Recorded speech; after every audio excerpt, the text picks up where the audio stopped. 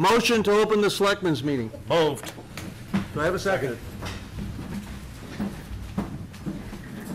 I pledge allegiance to the flag of the United States of America, and to the republic for which it stands, one nation, under God, indivisible, with liberty and justice for all.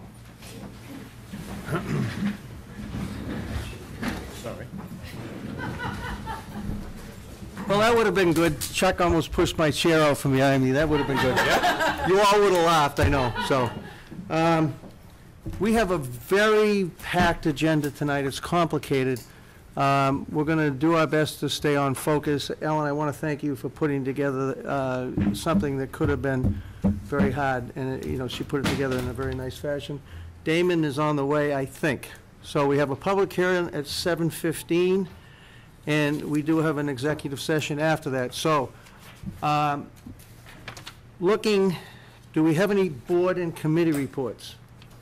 Martha, anyone? John? Where'd John go? Anything? No, I have nothing. Okay. Any citizens' concerns at this point?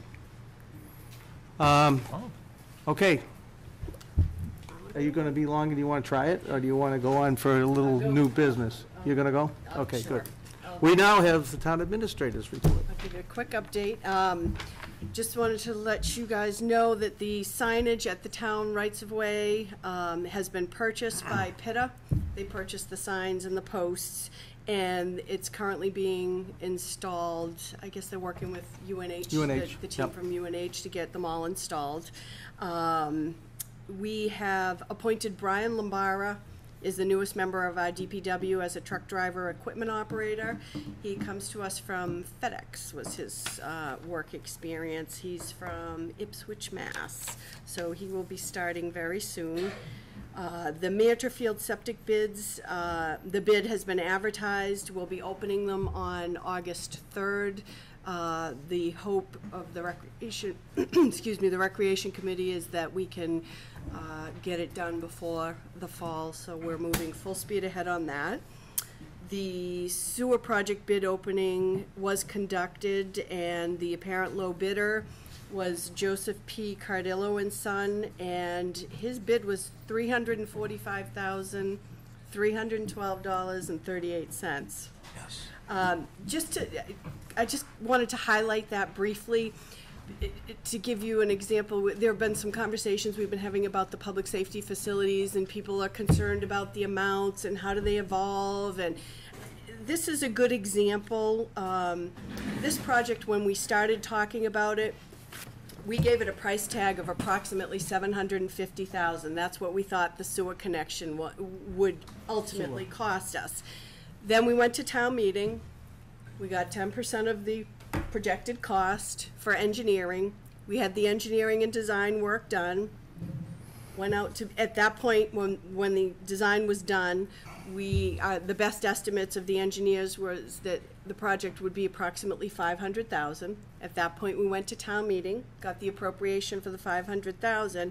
Now we do the bid opening, and it comes in at $345,000. So I know sometimes people get very concerned when they see the larger numbers, but that's just the way we have to conduct business in a municipal setting. So I think that does definitely highlight what we're looking at with public safety facility as well, and that is the process that we would follow for that. Also wanted to let you know that Sam Joslin, our building commissioner, has notified me that he is currently considering accepting the building inspector position in the town of Groveland on a part-time basis. He previously worked part-time for the town of Newbury. I provided him with additional hours when we added the facilities component. He would like to be given consideration to give the facilities component up and move back to just the part-time building inspector position and do both jobs. So I'm going to be engaging the Human Resources Board to talk about if that can happen, how it might happen, and I'll report back to you. I will tell you that I did work in a community where we shared a building commissioner, and it worked quite well. And even here in Newbury now, we share our Board of Health agents, officials with Georgetown, and it works out okay. So it can be done. It can be done in a manner that, you know, is effective, but I will follow up with the HR board Those to. would be tough shoes to fill for facilities manager. He does a great job. Absolutely. It'd be a big loss. Absolutely. Yep. The trailers are currently occupied, which means at this point the clock is ticking. We have 1 year to determine how to address our space needs issues, so I'll probably provide you with a month. You know, we have 11 months, we have 10 months, so everybody, it stays on our radar. We have year-end transfer. Ellen, do you have that document to be executed? There was only one final year-end transfer, a little over $400 for the town clerk's wage account, and it was approved by the finance committee at their meeting. So that will need to be voted on and executed by the Board of Selectmen. I also have the 2014 audit report available for your review and reading enjoyment. If you have any questions, don't hesitate to let me know, and we'll get you whatever information you should need.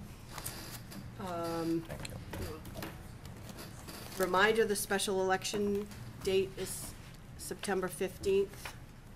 And also wanted to clarify, I had talked to you last meeting about changing the agenda submittal date and time to Thursdays at noon.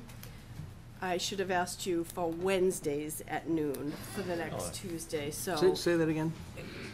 At the last meeting, we had talked about agenda submittals. Yep. No later than For Thursdays at our noon. meetings, For for the your selectmen's meeting on meetings. Tuesday. Okay. But what I should have asked you was for Wednesdays at noon, thought that was so. cutting it tight. Yeah, that was cutting it too tight, as Ellen said. So, I got your back, Ellen. if you would, if you could reconsider that Yep. and allow for Wednesdays at noon, that would be great. That's it. That's the Um, fast version. You did take a vote on that at the last. So, motion to, I would entertain a motion now before we go into public hearing to change the deadline for agenda to Wednesday at what time? Noon. Noon. So moved. Do I have a second? All those in favor? Aye. Aye. Wow. Do you want us to vote on another? We have a little time, so, looking at some bullets that shouldn't take a lot of conversation, if people have agendas, they can thumb through a bit. Maybe I can move to a vote to set the time for a special election of December 15th, 2015, from 7 a.m. to 8 p.m. And if people remember, we're going to be changing how things fall a little bit, and I think it'll be interesting, but eventually. So moved. So moved. Do I have a second? Second. Following right along behind that is a vote Do to. we want to discuss Oh, and vote? jeepies, yeah. Go ahead, guys. See, I'm trying to rush her a little. All right, go ahead. well, I Any just- discussion? I have one concern because we heard, I think at the last meeting, about some people being talked to by the poll workers about how to vote, and I feel like we should definitely, I don't know if it's our job to look into how that happened and what happened, or I want to make sure that is fully resolved while we're discussing voting, because it was very concerning to me to hear those allegations. Elaborate a little more, because I'm gonna pretend I don't know what you're talking about. I believe it was two different people at the previous meeting mentioned that poll workers were commenting on how people should be voting on issues at the polls, which could be taken as, well, I think is illegal. It's and inappropriate. It's certainly Yeah. extremely inappropriate. It's illegal, I think. Could be taken as coercion. Now, does that go to the constables to watch that stuff, or where does that go? The constables, the town clerk. I Yep. did, after that meeting that we were in attendance at, it was the ballot committee Ballot meeting. committee, that's where There- it was. Two people mentioned, two different people brought it to our attention. The next day, I did follow up with the town clerk, who conducted an investigation. Could not clearly identify who it was, or what was actually said, but had an idea that she thought she might know who it was, and some people had retired and new people have come on, and she will absolutely, she responded to the party who made the complaint. Yep. Followed up with her and assured me that she will make sure that there are no irregularities occurring at either location in the future. So I have a question. Before an election, are the volunteers that work, the election workers, or they're paid a stipend, I'm sure, correct? Is there a meeting that they're told how to conduct them? Is it happening They have every training time? sessions, yes. And is there a sign-in sheet? Do they all reply to attend? Is it that? Is there I recording don't of know if that? there's a sign-in sheet, but Leslie does hold training sessions. Maybe we could institute a training record so that we could at least have a record of who's getting the message, Sure. whether or not they choose to. Yep. Recommend that. The other thing is, we have the town clerk and the assistant town clerk. At this particular election, the town clerk was seeking re-election, so couldn't be present. Couldn't be present. So, but in the future, perhaps we could have one at each location, you know, during the course Do of the town voting. employees have a training file that they keep for themselves for any training that they have? We have personnel files where they're training. Okay. Yeah, so maybe we could keep track, or just keep a little sheet of what the date was, the date and class that they took. They could initial it and have the supervisor, and then it goes into the file. Seems good to me. I mean, I was appalled to hear that, and so wanted to make sure. I wasn't happy either. Well, I appreciate you bringing that up, and maybe the discussion forthwith, especially the way the rumor mill goes, and maybe television will, you know, somewhat clean itself. And I think if Tracy speaks with Leslie and gets a little more information on what Alyssa was saying, that'd be great. So now, after discussion, any other discussion? Okay. All those in favor? Aye. Let's do the approval of the date of October 20th, 2015, 7 PM for a special town meeting. Do I have a motion? So moved. Second. Do I have a second? Is there any discussion? All those in favor? Aye. Well, it depends on which clock we look at, guys. So I think we're probably pretty safe in looking forward to entering in, and I would like to make a motion, and probably 7:14. Do you have this? You can read this, Damon. And I'd like to make a motion after he reads this to go into, to have a public hearing. In accordance with Chapter 138, Section 15 of Massachusetts General Law, notice is hereby given that the Newbury Board of Selectmen, acting as licensing authority of the town of Newbury, will hold a public hearing on Tuesday, July 14th, 2015, at 7:15 on the following. 1. Application, Pizza Factory, INC DBA Plum Island Provisions, 29 Plum Island Boulevard, transfer of liquor license from Robert C. Ducat Jr., DBA Dick's Variety, and number 2, to approve the petition for change of license, alteration of premises. Okay. Now, the reason I had Damon read that first is it really holds two motions, I believe. Right, Ellen? So now I would entertain a motion to enter into public, to have the public hearing. So moved. Second? Second. Any discussion? None. All those in favor? Aye. Aye. Now, Angelo is here and his attorney. Do you want to give us a little bit of a description on what you guys have been busy doing down there? And I think it's great. I mean, you have other businesses, don't you have a business in Seabrook too? So, microphone is right there, so I think it'll be a nice addition, so let's see what they've done. Good evening. My name is Martin Arsenault, and I represent the applicant for the transfer of the liquor license, Angelo Giannopoulos, who's the president of the Pizza Factory, Inc., which will be the corporate entity operating the business. He'll be operating under the business name of Plum Island Provisions. We actually are seeking approval of 3 items tonight. The first is a business license to operate a variety store and take out food. Business on the premises similar or identical to what Dick's Variety was doing there.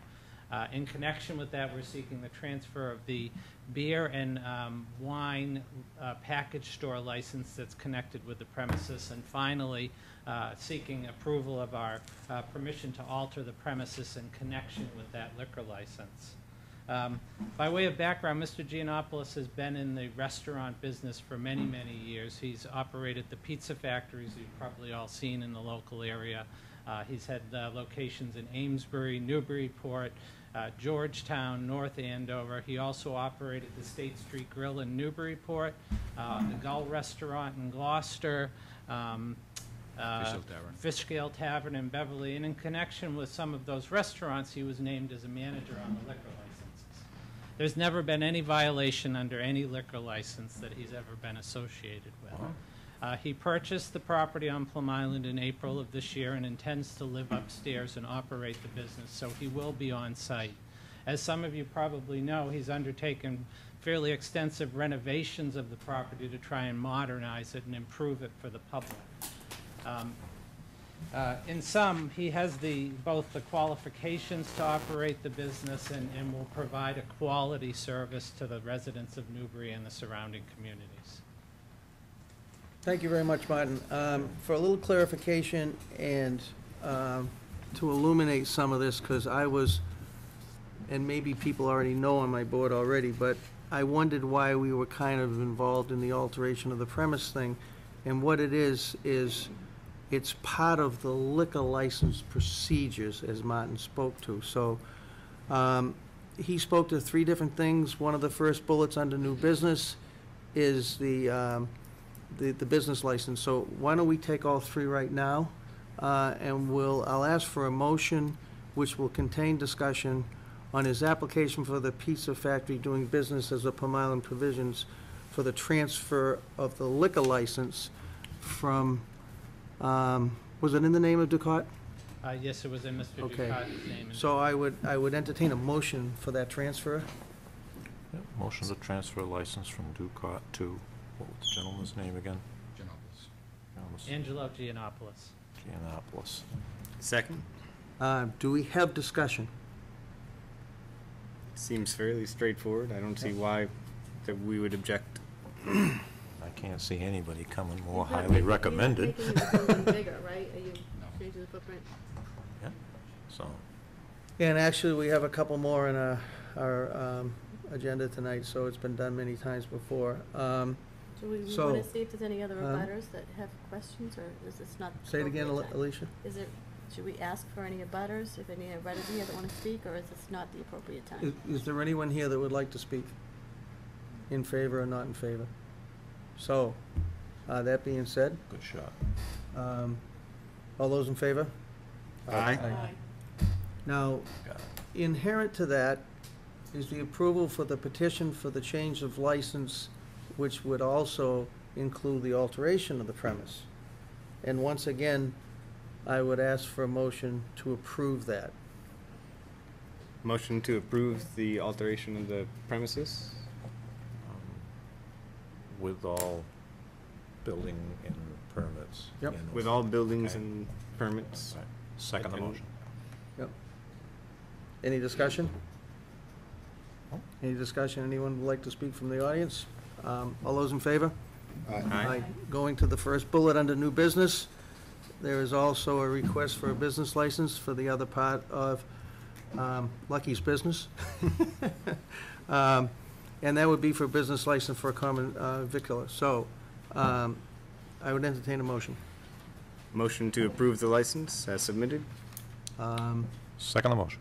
Any discussion? All Good those in- luck. Yeah, all those in favor? Aye. Best of luck. Thank Good you. luck. Thank All you right. very much. Hope you do very, very well there.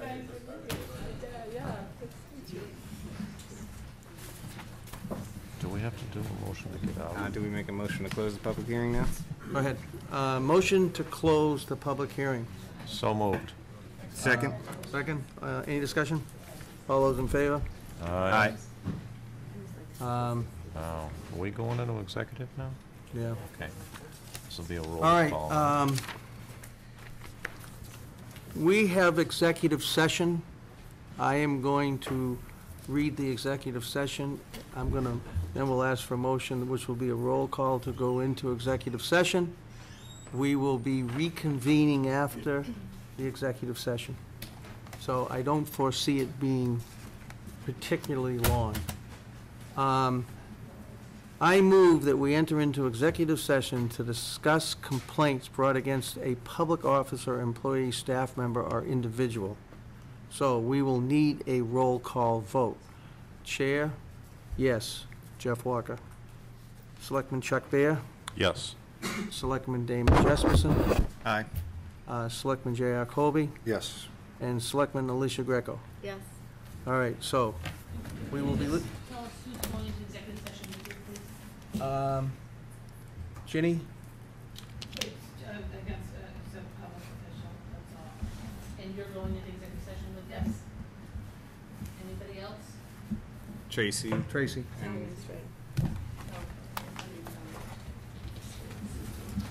All right.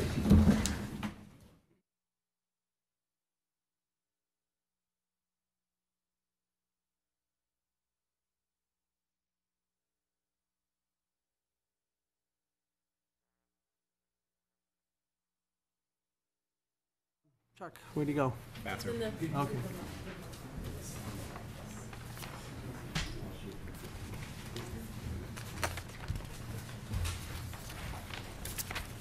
See, we're so efficient, we've already taken care of the first bullet on our agenda. So the next, we've gone to new business, and we're going to review and approve and sign 2015 new business license as followed. Is Lisa here? Lisa has a business license before us for 48 O'Reilly Road, and it's a general business / dog boarding, daycare, pet sitting request for a business license. Was everything in order on that? I mean, does it, I mean, does it? And was approved by the planning board on May 28th. It's been before you, guys? Yes. Okay, good, because I knew boarding is a little more, you know, cumbersome than others, so it's okay, right? And she's not here tonight, so that's okay. And she went, yep, she went before you guys, right? Good. Good. Yeah, she did. She came before us for a special permit for 24-hour animal boarding, and the board did approve it. Is it go by dogs now? How's it go? Just overnight? It doesn't go, In terms of, like, I mean, is the license go by 6 dogs, 10 dogs, 12 dogs? or- she's approved up to 10 dogs. Good, okay. All right, so I would entertain a motion. Motion to approve the license Is as there- submitted? Is there a second? Second the motion. Is there any discussion? Hearing none. All those in favor? Aye. Aye. Aye. I'm going to actually pass this to Chuck on this one. Chuck, read this one. I'm going to recuse myself because I'm actually out at the golf course.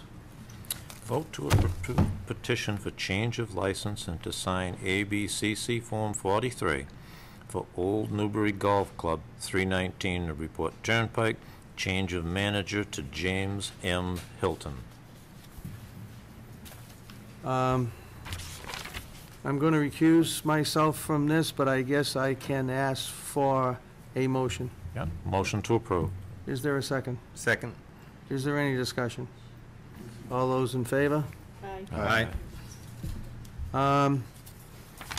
Seems to be a day for Changing. changing. license. So Yeah. we now have a vote to approve the petition for change of license and to sign the ABC Form 43 for the Butchery, Inc., doing business as the Newby Butchery, 2 Morgan Ave, change of manager. So they have a new manager at the Butchery, and they've got to take and change it. The last approved manager was Catherine Hardigan, and it's going to be the new manager, which is Mr. Crowley. So I would entertain a motion. To approve petition for change. Is there a second? Second. Any discussion? All those in favor? Aye. There seems to be 9 of these in a row here. I was thinking we'll read one, but just go through the dates on all You of mean, them, we're gonna just do, as a suggestion. we're gonna do what we did last time? Yeah, do it as a group. Yeah. All right, I have a question on a couple of them, though. all right, then, you know what? Let's Okay. take them real quick, slow. All right, if you have a Real quick, question. slow, huh? Real quick, slow. Real quick. So, these are all for a Mercury Brewing and Distribution Company, and he had come to our last meetings. I just want to ask if he's here tonight. He doesn't have to be here, but is he present? No. These are for vintage baseball at Spencer Pierce Little. So, Alicia has some questions, so what I will do is read the date and the time, and when we hit the one you have a question, we can, Just yell hold. yell hold. Sunday, July 26, 2015, 11 a.m. to 5 p.m. Saturday, August 8th, 2015, from 11 a.m. to 5 p.m. Saturday, August 22nd, 2015, from 11 a.m. to 5 p.m. Sunday, August 30th, 2015, from 11 a.m. to 5 p.m. Saturday, September 12th, 2015, from 11 a.m. to 7 p.m. That's the one I have a question on, that one and the other two. You mean the two to follow? Yes. Why don't we, 2, 3, 4, 5. why don't we go through all these? No, you know what? Let's address your concerns on the three that are follow. You're gonna have concerns on September, and you're gonna have September 26th, and you've got concerns on September 27th. Yes. What are they? The only thing is that there's a note on the application that was emailed to us in the package from the fire chief questioning the number of people, Yep. and I didn't know what that meant, and if that meant that we needed to do anything else. There's been a subsequent email. I don't know where that is. Do you have it? Yeah. So, Fire Chief Walker, I emailed him about these dates, and he just gave it to me verbally yesterday that the 12th and the 27th, the numbers that are expected are not going to be that much. They feel the numbers will be much lower. Yep. So he's not requiring a detail, but on the 26th, he is requiring a detail. Huh. So that would be a safety detail because there are over 1,000 people expected. Okay. So where did we stop? Did we stop on August 30th, or did we stop on September 12th? September 12th. 12th is what All I right, so Saturday, September 12th, 2015, 11 a.m. to 7 p.m. Also Saturday, September 26th, 2015, from 11 a.m. to 7 p.m. And Sunday, September 27th, 2015, from 11 a.m. to 7 p.m. And also finally, no, there's one after that too, Sunday, October 4th, 2015, from 11 a.m. to 5 p.m. Saturday, October 17th, from 11 a.m. to 7 p.m. So he's getting all the licenses that he showed us on the calendar that was produced, and it's in the back here too. So Yeah. with that clarification that was noted, I would take and ask for a motion to accept. Motion to approve all, Mr. Chairman. Is there? Second. Is there any discussion? Do we know why some of the games go till 7 and some stop at 5? You know, if there's 2 games or... Double headers? Yeah. I think it depends on I think some days are more games than others. More I games can't than swear to others. that, but I believe that's, I used to go down, and I haven't been down. I mean, it's a good question, but I'm sure that's probably what goes on. I'm usually trying to stay out of the way. You're down there sometimes, right? Yeah. Yeah, so they have It's multiple games. Usually my day to cultivate is on a Sunday, so I'm contending with the baseball game. Just run them over. Right. So, all those in favor? Aye. Aye. All right, I'm going to recuse myself from the next two. Okay, these are also, these are liquor licenses, and these are one-day events. And the Tiger Lily events for Friday, July 31st, from 2015, 6:30 p.m. to 10 p.m. We'll take the next one at the same time. It's a one-day liquor license for Tiger Lily event, Saturday, August 1st, 2015, 6:30 p.m. to 10 p.m. Mr. In your Chairman. packet, you had information on this, so I hopefully you have read I did enough read of it. them to understand, and so I'll entertain a motion. Okay, motion to approve all, Mr. Chairman. Second. Is there any discussion? I think we have a representative. Do you want to speak? That was a good move, JR. Good. We're doing a farm-to-table event behind the farm on Scotland Road. So we're going to be doing multi-course meal with pairing of whatever goes with it, cider, beer, that Good. type of thing. So What's the, what kind of food? pork and chicken, all our own pork, all That's our what own I figured. chicken, Good. all our own veggies. Yep, and you're cooked right on site, right? Yep. So, Wow. Good. We'll be So there. That's this is like advertising, so it's Yeah. good. All right, so all those in favor? Aye. Aye. Who seconded that? Alicia did. So. Now, this is a request for use of our public property. It is a special permit request. It's a request for the theater in the open, and we've had this before, I believe, and the date will be July 31st through August 2nd, 2015. Now, was all the insurances and everything that they needed, everything got done and it's in good order? This is, So- yeah, an ongoing annual thing. Yeah, They've had this right. many times before. Yeah. It's a good event. Yep. And they had a little different, if you read in the packet, they had a little bit more going on, so. Yep. All So- right. Motion to approve, Mr. Chairman. Is there a second? Second. Any discussion? None. All those in favor? Aye. Aye. So, that being said, planning board appointments. We do have 2 vacancies. Jen, do you have a question? Oh, all right. I could see you, that look, I figured you had a question. Martha, we have 2 planning board full appointments then? All for the associate. So do you want to get up, John, and explain? So, and they seem very qualified, by the way. Yeah, Mr. Chair, members of the board, John Weiss, Chair of the Planning Board. We had one of our members resign last Monday, And who is that? Richard Moss. And they're And because they're he was, moving, right? he was in the Yeah. process of moving, and we thought it was appropriate for him to resign because of the upcoming Borrego issues that we need to hear. Yeah. We need to be able to hear that with a full board, and we need to have the associate in place at the same time so that we don't have major issues. So we're very fortunate. We did some outreach, we did some advertising, we put some information up at the local library. We had 2 people come forward. We approved them to recommend them to you for your approval. One would fulfill his position, Mr. Moss's position, as a full-time board member, and the other would be an associate member who is there in all the for special permit instances where he can fill in if someone is absent. So we hear Borrego tomorrow night for the first time. And so it is very important for us to have these people, if you approve, them on board as soon as possible so that they can sit with us tomorrow night. Okay. Are they here tonight? No? They are. Good. We Can we raise a hand? so- Jim Robinson and Peter Pig. We're sitting right together, so you're all set, right? So, all right, do I have a motion? Motion to approve both appointments? Is there a second? Second the motion. Any discussion? Any questions the board wants to ask the gentleman? So, all those in favor? Aye. Aye. Welcome aboard. Thank you much. Thank you. Thank you for volunteering. Now, we're heading into master plan again. Is it every 5 years? Well, it can be.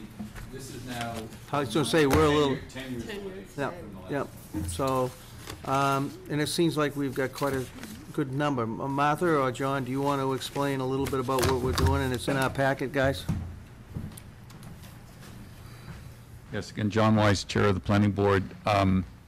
We have been going through a process of putting out an RFP, and then we had response to the RFP. We interviewed a candidate from, John, do me a favor, for those that might not know, maybe people on, just, can you explain a little bit what the master plan is?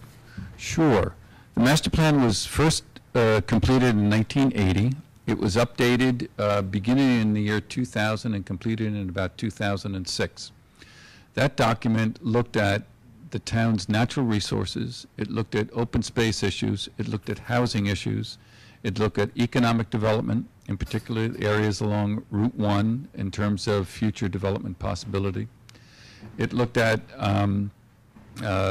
focusing in on neighborhood areas like Byfield Center and Upper Green, Lower Green, and Plum Island in terms of development opportunity as well as conservation opportunity.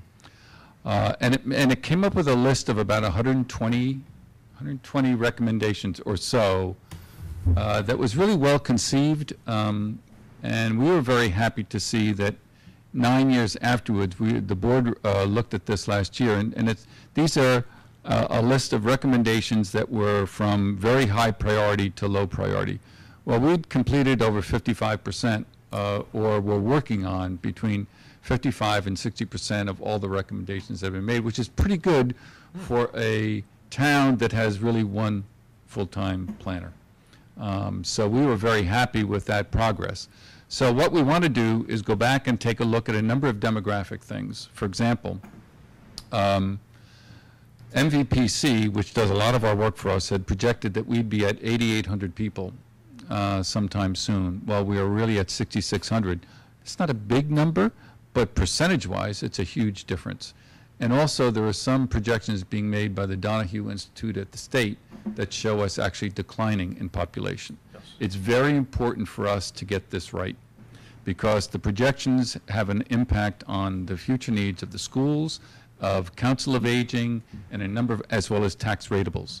So looking at those kinds of things are some of our highest priorities, in coordinating with the Capital Planning Group and with the Finance Committee is going to be something that we work on. What we've done now is that we have a consultant that we'll be recommending to Tracy that we hire. We want to bring them on board probably within the next 2 to 3 weeks. We have a committee which is composed, by law, the planning board is the official group that coordinates the master plan. So all the members of the board will be on it. Plus, we're recommending, there's 9 people, 9 residents, Yep. including someone from Triton, who is she's a junior going to her senior year, that she has already indicated a willingness to be on the committee. We have Marshall Jesperson is representing the Finance Committee. We need someone from Capital Planning, and we need someone from your us. board. Yep, So it looks like we'll have 17 to 19 people, which is good. and I think that's a good number, with a wide variety of representation.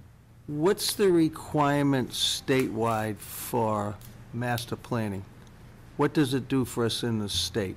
Does it queue us up for, do we have to have our master plans complete? I mean, Massachusetts is one of the few states that actually doesn't tie future funding needs to must have a master plan. However, if you do have one, it helps you quite a bit when you go for funding. So that's another reason for us to spend the money on doing this and give it And due the proposal that we got was within the range of money that was approved at town meeting in last September. Yeah. And so we're basically good to go. Okay.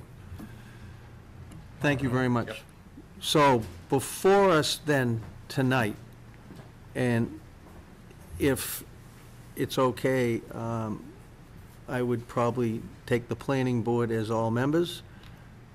Our town planner is Martha Taylor. The finance committee, like John said, would be Marshall Jesperson, and the resident members would be Ron Barrett, Robin Larson, Stephen Manchon, Marlene Schrader, Charles Stephanopoulos, Dan Streeter, Paige Sullivan, and Fred Thurlow, and student member would be Casey Brown. So I would ask a motion to approve those people to the master plan committee. Yeah, motion to approve, Mr. Chairman. Is there a second? I don't know if I have to recuse myself because it's voting on my dad. I think. Can I have a second? Seconded. Is there any discussion? All those in favor? Aye. Aye. Now, inherent within this, or part of this, would be the fact that there's a request for a member of the Board of Selectmen to also sit on the master plan committee. I'll take. So, yes. Could I nominate J.R. Colby? There's a nomination on the floor, which I probably would have asked for nominations, but now we have one. So I think JR would be a good one. Do we have anyone else that would like to be nominated? Yeah, Then- I'd like to get involved in that. So I'll nominate Chuck. Do we need a second first on the first nomination? This is gonna get good. Now, Well, it's is very, there- very is there- important can for we the have a town. member and an associate member? We can have 2 members. Good, Okay. that was my next question. So, this will be easy. Would I'll someone, second JR's nomination and move to nominate Chuck as well. do I have a second? And I'll second Chuck's nomination. Any discussion on that? Watch us throw you guys under the bus. Have fun. Wow.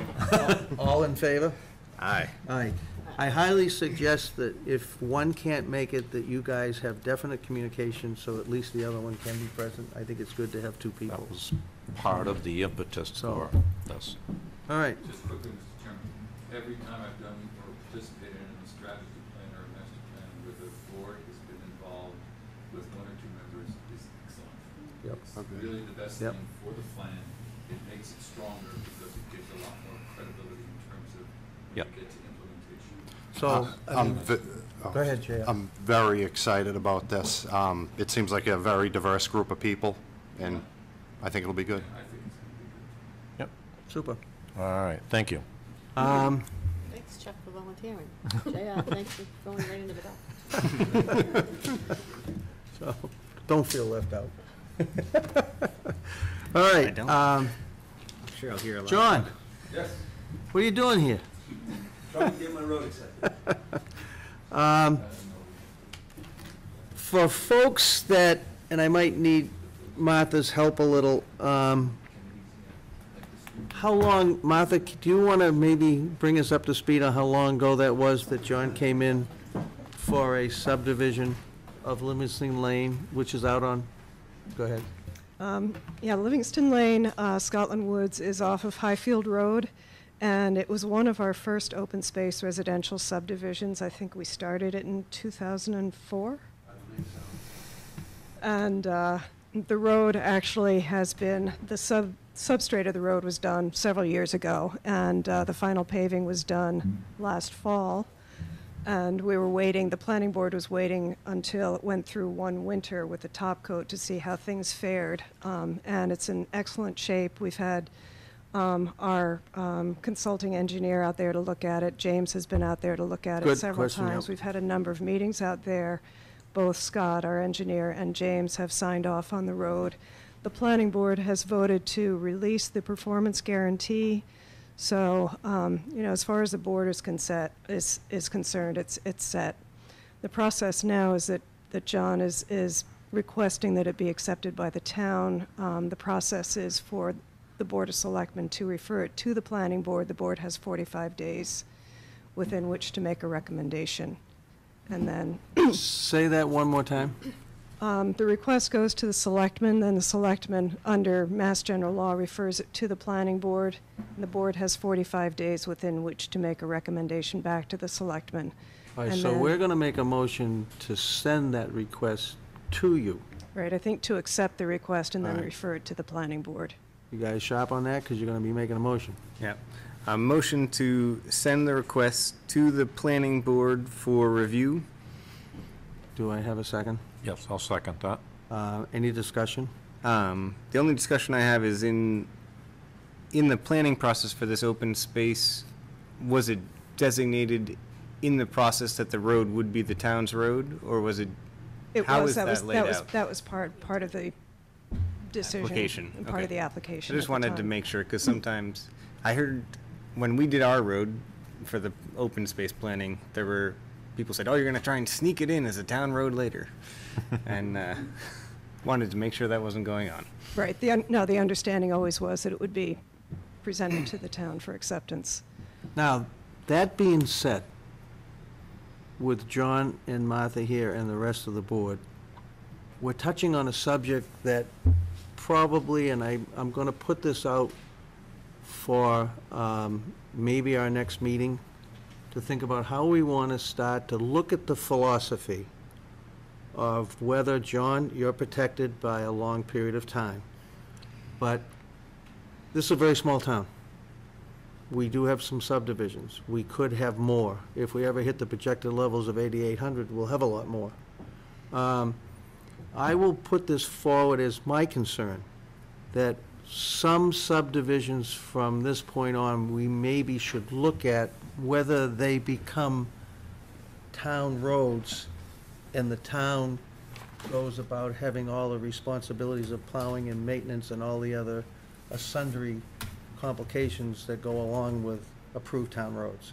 I don't really know how to enter into that, so maybe the discussion can start at the planning board, because it seems like it would be housed in your place.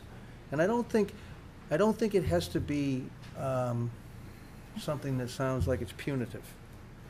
And I know people will be paying taxes that come into our town and expect maybe to be town roads, but I guess this comes from when we were on the planning board, and when I was on the planning board, the discussion was back then starting to be discussed. Mr. Chairman, if I may, Yep. I think the precedent has been set with Caldwell Farms. Wasn't that No. put on the planning board right there? The road will never be accepted by the town? Yes, there. That was their Right. request. That was their didn't request. actually set a precedent for what we're talking about, because there will certainly be subdivisions that come afterwards that don't make that request. Mm-hmm. So All right, I see where you're going. I don't know what your concern is. The concern is, were you gonna say something? Yeah, I think my concern is that the more town roads we add, the further our road budget is stretched.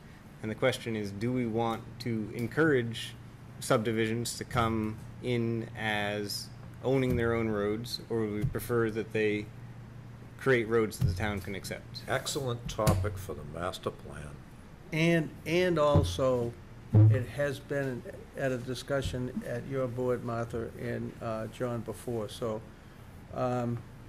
maybe it should start again because there's a lot of,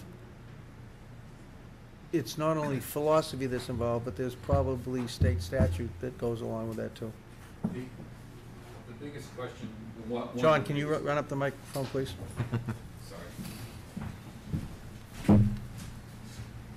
One of the key questions that I've had in starting this process is the fiscal impact of land use decisions. Say that again? The fiscal impact of land use decisions. Yep. And so your question is exactly that. So when we approve a subdivision that is like fatherland, what does that do? And can we analyze that in terms of what is its fiscal impact to the town in terms of schools, et cetera, et cetera? On the other hand, we have some right here on Rolfs Lane where that's a private road that DePiro has done. Very, very expensive homes, but it's a closed community right now. Mhm. And so that's a good discussion to have. Is that what we want? Or do you want that, so it's a private road, town will never have the responsibility for it, but is that the kind of thing that we want to have? We made that decision, the board did, 3 years ago. We thought it was the right one. So I don't, it's those kinds of questions. I think that's a great thing to be talking about. So anyway, back to John. Where do we stand on that? Did we have a motion yet? Yep. We can- Who seconded the motion? Can we remember, was there a motion made? Chuck. Chuck seconded, and the discussion obviously emanated from this, and that's the discussion we're in. So, I would ask, does anyone else have anything to discuss? All those in favor? Aye. You got it. That's been a long time. It has been a long time. Yes, it has. I have copies of the street acceptance plan, the butters list, and the deed that will be. Great. So So, we'll do that. yeah, that's good, and Ellen can grab those or send them down that way. Thank you, John. So, and just one more note on this. Once the planning board makes a recommendation, assuming it's positive, then it will come back to the selectmen for a public hearing before going on the warrant for town meeting. Okay. Oh, So wow. those- It's a very those- involved process. What we have, what John just gave us has to go to you guys, or you have a copy? Yep, you're gonna be good.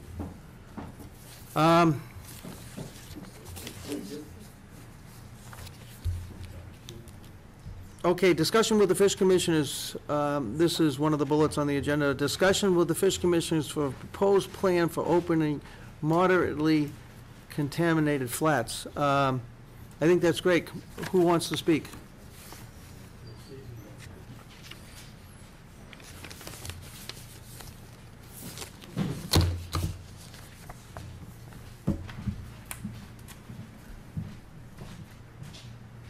Hi, I'm Pete Fatino. I'm chairman of the Fish Commission now. And I'd like to answer any questions you have. I assume that you probably read our proposed plan that will be, you'll have to approve it, and State of Mass Marine Fisheries has to approve it also. Yeah. Now, I think myself, I read that pretty much, Peter, as a management plan. I'm not sure. I mean, there are portions and parts of that, you know, with the transporting, and now we're speaking about racks, and Paul, you used to work at the depredation plant, right? Yeah. I mean, if anyone, if we have the chance to legally and safely open up new clamming opportunities in our town, I think it's fabulous. I look at this, though, and as I read it, there were portions that maybe I was a little light on from knowledge, but I mean, did I see places that, like a master clammer, you guys, clams there but can't clam, or if he clams in that area, can he still clam in the other areas? I mean, there was some things in there that I don't care, but certainly that's where having you comes in. You know, we couldn't have even thought about doing this without having, you know, a clam constable, right? Because it's pretty complicated. I mean, you got to have cars picking up at certain times and all that stuff, right? So, did the rest of my board get a chance to look at this? Yeah. And especially where this has to go to someone above us in the state Mass Fisheries, so there'll be a second voice on it. So, Should we have a motion and then motion discussion? and discuss. All right. I would entertain a motion. Motion to accept the changes proposed by the Fish Commissioner for opening the moderately contaminated clam flats. Second the motion. All right. Any discussion? Yes. On one area it says shellfish shall be defined as soft-shell clams. So that's the only shellfish that would be taken in those places? Right now, it's the only commercially taken shellfish. Well, I guess the razor clams are too, but Razors, yeah. oysters are not. Yeah. So it would be clams only that are commercially taken. And there's no mussels commercially taken right now? Not in Newbury, not that I know. Actually, you know what, and just as an aside, I mean, you guys are in the estuary. I mean, Paul, is there any mussel, have you seen any, not rib mussels, but have you seen any blue mussels in the estuary since the green crabs came? Green crabs love blue mussels. Green crabs have eaten every blue mussel in our estuary. And the blue mussel beds out in front of Sandy Point used to be vast, remember, Paul? Yeah, So, I remember them. Yep, you do too, right? So anyway, that was an aside, but razor clams are very expensive now. What are they, $6 a pound? Yeah, do we have razor clams up there? You can't take them in the polluted area. Oh, you can't depredate them, because you don't have a way to put them in a rack. Are they gonna start to try to depredate? They've been working on it, but it's It's a process, I understand. All right, so I've thoroughly complicated that for everyone, but anyway, well, they tried lobster traps too, and just hasn't worked. wow. So where exactly are these moderately contaminated areas, and what are they moderately contaminated with? Well, the state has designated them as moderately contaminated. The areas between High Sandy and Woodbridge Island. And that's been closed, I guess, for about 25 years, since it's been open to clamming. They have to go through a purification plant, they have to be tested, they have to be tested after they're purified. He can speak more to that than I can, because, you know, that's his career. As far as what they're contaminated with, again, Paul would be the guy to talk to about it. Do you want to come up and share?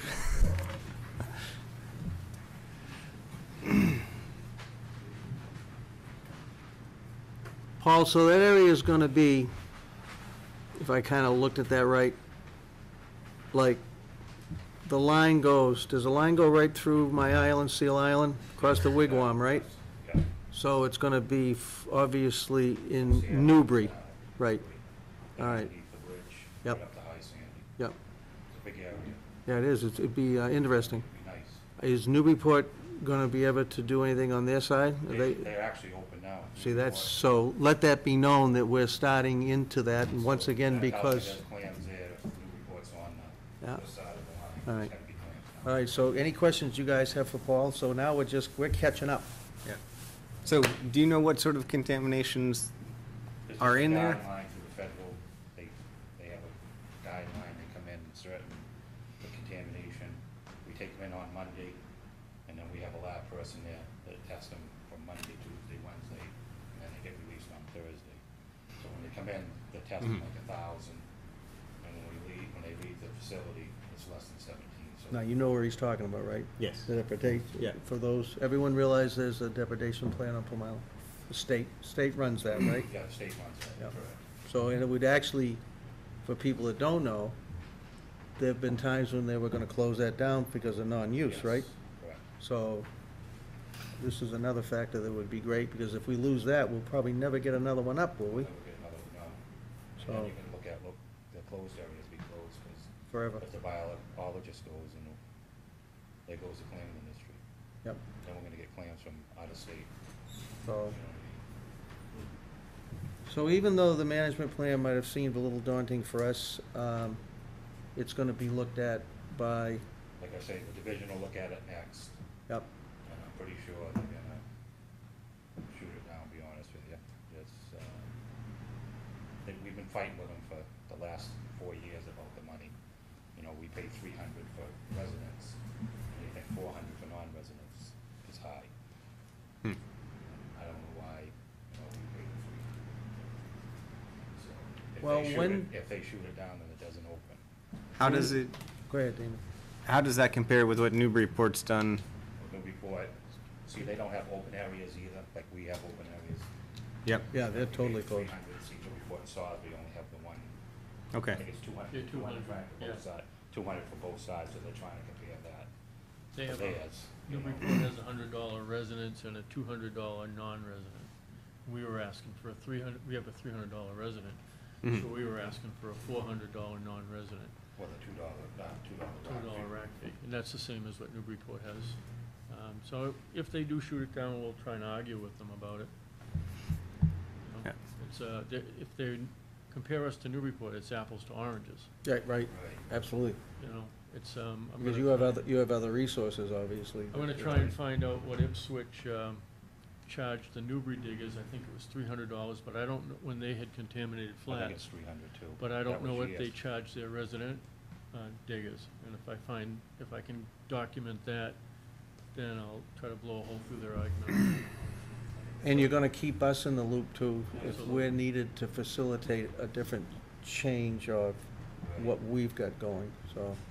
Because I think the ability to open Drop it to those, 350, even $2 rack fee or something, you know, yeah, just. oh yeah, stay in touch with us. Sort of bait us a We won't tell them that, though. little bit. No. All So right, your goal is to try to get this open, Bring income to the town. to bring income, right, and to You know what I mean? keep you We're gonna guys. probably get 10 master diggers out of town. So if you could get 400, this is $4,000 up front. So, You know what I mean? So maybe we could say 400 and then no rack fee. Just give 4,000 up front. so Drop it to $1. if I understand correctly, and I'm new to this, so I did read this. So when you have a moderately contaminated shellfish license, you have to surrender your clean shellfish license, Correct. because they don't want you to contaminate, to dig in Correct. the wrong areas, correct? Correct. So when you drop off the contaminated shellfish at the facility, if you, say, let's say you drop a bushel, you would pick up a bushel, clean, correct? Is that how that works? No, they drop them off and then they pick them up, like I said, if they, Monday, Tuesday, Wednesday, Thursday. Monday's plans come out Thursday, Tuesday, Okay. Friday. So So, you still collect what you dig? yes. Okay. Or the dealers will come down, whoever they're digging for will pick them up, actually. So they have no, see, they have to have a master digger, And all the diggers that dig for this master dig, as soon as they sell their clamps to them, they're white clean. They have no process of the clams whatsoever, so that's why you can give their clam license back that day. And I'm actually fighting for them so they can dig, if they want to dig open area at night, which they should be allowed to, just because they have no, you know, it's nothing that. So who tells you what you can and can't do, the division? Marine fisheries. Marine fisheries. Yeah. And you think you have a good, do you think it's worth your while to just mimic, like you said, what, maybe what Ipswich is doing for pricing? No, Ipswich was before, they're clean now. That was back years ago. How did you come up with the pricing? The pricing on, the 300 and the 400? Well, ours is 300, our commercial diggers now pay 300. Yeah. Newburyport, they're $100 more for their commercial versus their resident versus their non-resident commercial diggers. Yeah. So the commission got together and we went back and forth. We knew they wouldn't take 600, doubling our fee. Mm-hmm. So 400 seemed to be about the only thing that we agreed on that seemed reasonable to us. And a Newbury digger is going to pay $300 plus an excise tax, plus a parking fee, plus a ramp fee, and a non-resident is going to come in for less money and dig, and Newbury didn't seem right. That's true. Okay. Now I understand. Thank you. Are you gonna need a crane to lift those clams, because they're gonna be so big? When's the last time anyone dug there? Well, actually, it's been 25 years. Yep. The ones that dig in behind now on this side, they're only Really? 3 inches, yeah, so there's a good run of small Good. clams on Salisbury side, they're huge. Hmm? Think you can ever get oysters out? What's that? Think you can ever get the oysters? There's We've been trying that out too down There's there. oysters in the There's river. oysters in the river too. Because they get them in Raleigh, right? Yes. You know, ultimately, we're going to try and get this flats clean. And, you know, the hope is that when they test, I guess in Ipswich, when they tested their contaminated flats, they found that the clams were clean, and they opened their flats as clean flats. Now they're run just by the town, not by the state, and they're open to commercial and non-commercial diggers in town. When's the last time these were tested? These waters? 25 years ago. Yeah. Oh, wow. There's a chance they might be clean. That's true. Right. Now, is there any danger that digging, if they are still contaminated, that the washout you do after you dig to get rid of the mud and other debris could contaminate a different area? Or is it pretty, just washes downstream and no danger there? Yeah, you can't. Yeah, I don't know what the contaminants are, so. But it's just, they got a level, I don't know the word they use on it, It's a microbe, right? yeah. It's a bacterium? The feds got such a standard that their clams counts seem lower than what open areas are, but they have to go to contaminated to the shellfish plant, which I don't understand. Mhm. You know, but that's the guideline of contamination polluted through And the feds. there's no danger that this area is seeding a lot of our other areas and that we'll have a No. general depletion? No, that's on, we're actually on the backside. Yep. Yep. So, Now, we're gonna have a new director of marine fisheries, right? Or is he already in place? no, he's coming. Yep. So marine fisheries is probably gonna be, also, I want to applaud already, it seems like new movement and new good things on our shellfish. And, you know, I think it's great to have the communication now and have you on board. Bruce got us a line item for 80 grand for green crab. It's gonna be out for the towns like it was last year, so you're gonna have to pick that up on your Okay. radar too. Yep. All right? But what that means, guys, is they had the program in place where you could trap green crab last year. And it was done extensively in, Adam did it extensively in Ipswich. Right, yeah. So Supposing we the were a traps little be- late getting into it and we didn't have you on board. Right. So- And they have the traps even Right. now. So if They you have need, 30 traps made yep. for us, we So, can- and I think we can, Yeah. Good. So Very they good. donate 30 Yep. traps to us. Good. Which is Super. nice. so you need a motion from us so that you can take that motion into marine fisheries, right? You have a motion. So the motion's been made, it's been seconded. Yep. Yeah. This is discussion once again, so all those in favor? Aye. Aye. Thanks. Thanks. Good luck. Thanks. Thanks, Peter, thanks, Paul.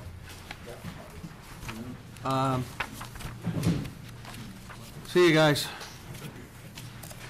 Two appointments, others are over here. for some that were left off. All right, so the police appointments, as I'm looking for them, going through rack limits and things, we actually need to make sure that, this didn't quite get done, but it didn't really matter, so now it will be done. The following police appointments were not included within the list of appointments made by the Board of Selectmen at their meeting, excuse me, on June 9th, 2015. Therefore, the approval of the appointment is requested by the Board of Selectmen on this meeting of July 14th, 2015. Amber Todd, Reserve Dispatcher. James Falonis, Reserve Police Officer. Roger Murray, Special Police Officer. Chris Walsh would be Special Police Officer. Do I have a motion? Motion to approve all. Second. Do I have a second? All right, so the motion to approve the appointments, is there any discussion? All those in favor? Aye. Once again, these are the fire department appointments. They're broken up in, it sounds like municipal and call and department dispatch and also senior sports staff and municipal ambulance. So there's pretty much, it's a long list. So I don't know how to do it any way to make it shorter, so I guess I'll have to read it. Are we ready? Take it, can you take it just as written? Will that suffice legally? Then I will take, can we have a motion to accept the list as written that is in front of us right now? And if there is any reason that anyone has a hold, they can make a hold in that name, so. I'll make a motion. Motion to accept as written? Yes. Is there a second? Any discussion? All those in favor? Aye. That a girl. Wow. So we get that, and there was a lot of names in there I was gonna have trouble pronouncing, so. You get some kudos on that one. I get you back, Joe. That's right. So, we have an appropriation transfer. This is actually end of year two, right, Tracy? A couple of these things, so. Yep, that was the one I talked about earlier. Yep. And this, Tracy has already mentioned, this request for appropriation transfers. The Finance Committee is 5 and 5 and A on this, and we have to have a motion to do the same thing, and we'll have to have our signatures on this. So, can I have a motion for the amount requested to be transferred from the DPW salaries and wages, with the appropriation has a balance of $65,423.88, to be transferred to clerk's salary and wages, with the appropriation has a balance of $326.88. This has been approved by the town administrator and the finance committee, and we need a motion to approve it. So moved. How's that? Pretty easy, huh? So is there any discussion? I think one of us should second it. I'll second it. You can let Chuck have moved it. Oh, I thought there was a second and a move. Do we get a second? Yes, I see. All those in favor? Aye.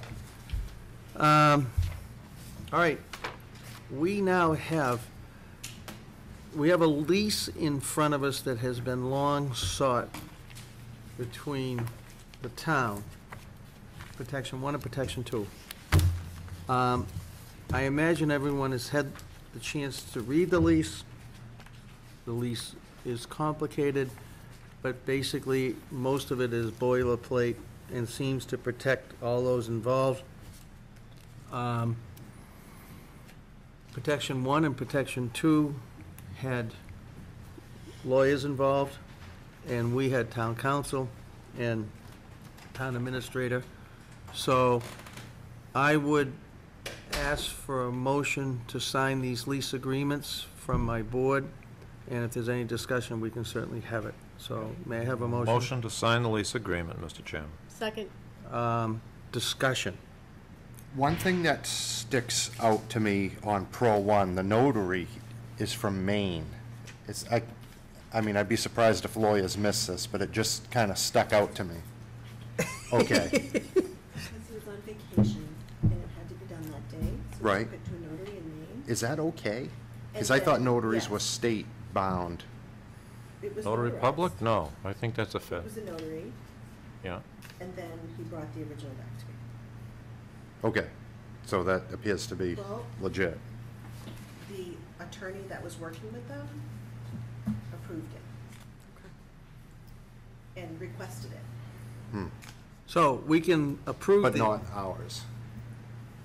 Ginny has approved these. Okay. Yeah. And we can approve the lease on contingent that everything's fine if you're worried. That would make me feel better. All right? I could follow up. Yeah, and Tracy will follow up on it. So, make the motion, JR.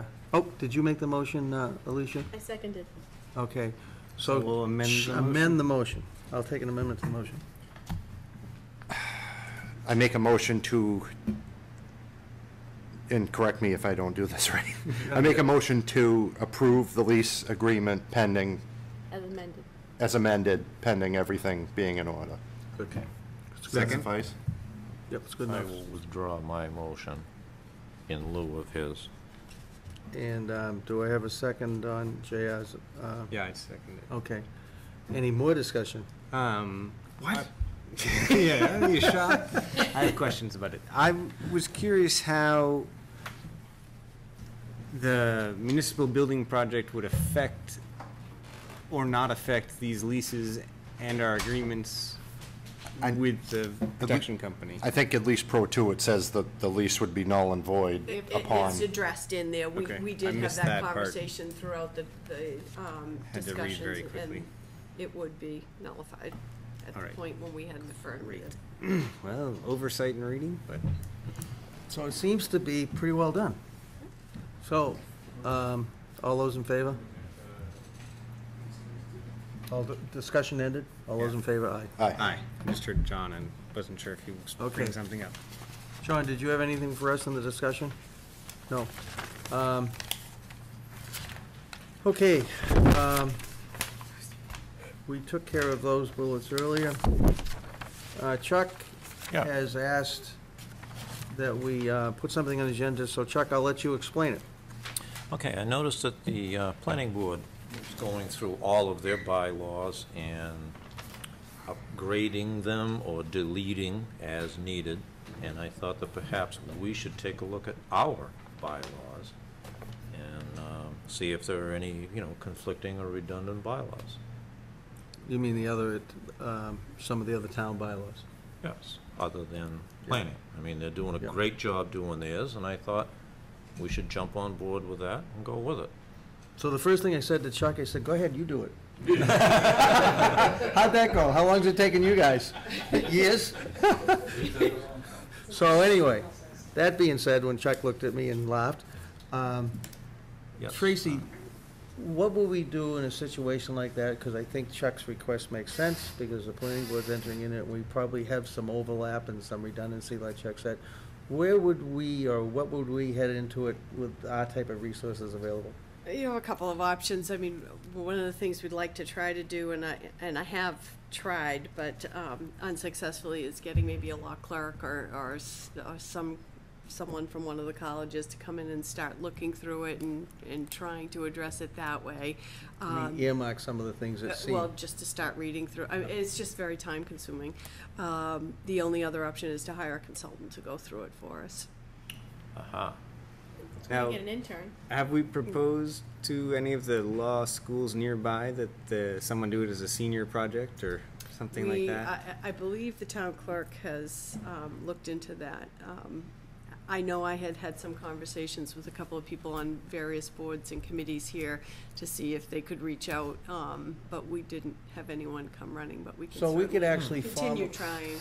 We could formalize that, and there could be some sort of payment, I imagine, for that college student, because it would certainly probably be less than if we had to hire a full-blown consultant, right? I have a question. As a planning board, are you guys just looking at zoning, chapter 97? Is that all you've looked at, or? No, subdivision regulations are going to be completely redone and we'll bring them forward in I think, late this year. So everything else has been zoning. I'm trying to think what else. Yeah, we had started the revision of the stormwater regs, and John O'Connell was finishing them up, and then we turned that over to the Concom, because we felt Yeah. they deal with that all the time. And so after we rewrote it, we realized that it was better sitting in another group of people, and we're happy to do that. Well, correct me if I'm wrong. I think I've been selectman now, this is my third term, and I can remember David Powell and everyone, I can remember we were working on revising some of the bylaws back then. So, it doesn't happen overnight. It's ongoing, and you always find things that you want to change. We were very aggressive during Kathleen's period of time when she was looking at Route 1, and we wanted to really make a major change out there. And so we went through the entire bylaw and what was permitted in every zoning district. Wow. And made I can remember changes accordingly. Yep. So we made changes to Parker River, Byfield, to the industrial areas, et cetera. We changed boundaries. And so that was done between 2012 and 2013. And so now, I mean, we continue to look at all things. I mean, there's always issues. When you have two attorneys on the board, It's helpful. they're constantly, coming up with issues, and it's great because we get a lot of in-house expertise that helps us out. So who wants to get a law degree? So why don't we price this out somehow? See, get in touch with somebody and see rough idea what this would cost. I mean, I don't know if it's 3,000, 30,000, I have no idea. So, as I say, John- this is just for discussion tonight to see what everybody else John thinks. just noted, 3 different parts of, subdivision, zoning, and stormwater management best practices. When we say redundant town bylaws, are there different bylaws within the town that fall into other categories, or is it just after those ones you stated, is it just all of the others? Or do we have certain other bylaws I think you have that an we could omnibus take and bylaw. have, The town has an omnibus bylaw for which zoning fits in. okay. But I mean, when we look at, when I looked at the subdivision bylaw, I looked at the other bylaws, and they fit into some of the overall bylaws of our town, is it just a lump, or I can't remember, do we have certain subject breaks or focus breaks on our bylaws? I mean, do we have? No, it's we just don't, we don't the have them rest. defined Right. the We way don't. those We don't have the are. ability to take one at a time. But what you do have is, in conversations that I've had with town council, is you established a lot of bylaws that determined whose responsibilities, who's responsible for performing what duties. And then subsequently, you would pass a special act, and then we left all the other bylaws there. And it happened multiple times. Or what you would do is you would have one bylaw, and instead of amending that bylaw, you would just kind of, maybe, personnel had changed and nobody remembered that bylaw was, that you'd pass a new one that might conflict with the other bylaw that's on the book. So it's more of a housekeeping type issue to address it. It's not with the intention of significantly changing anything. It's just bringing Well, them all significant together. change would be town meeting. Well, it all has to go to town meeting. Oh, yeah, ultimately, it would So- all go. Same way the planning board Right. ones Yep. go up too, Yep. right? I'd Even if say it's we just try to a get a little slight coverage word in town. change. Yeah, we always have to go to town. Town meeting. Right. Well, not always, but Yeah. mostly. Yes. All the zoning changes go to town meeting. Any bylaw change, I think, Yep. has to go to town meeting. I mean, Tracy, I think the first thing she told me she wanted to do when I was first elected was get an intern to do all this work. It's been a dream for a while. It has, and the only concern I would have is that even if we had an intern do it, at some point you'd have to have The a lawyers go legal over it. review, just because of their expertise. All right. Thanks for bringing that up, Chuck. Okay, next.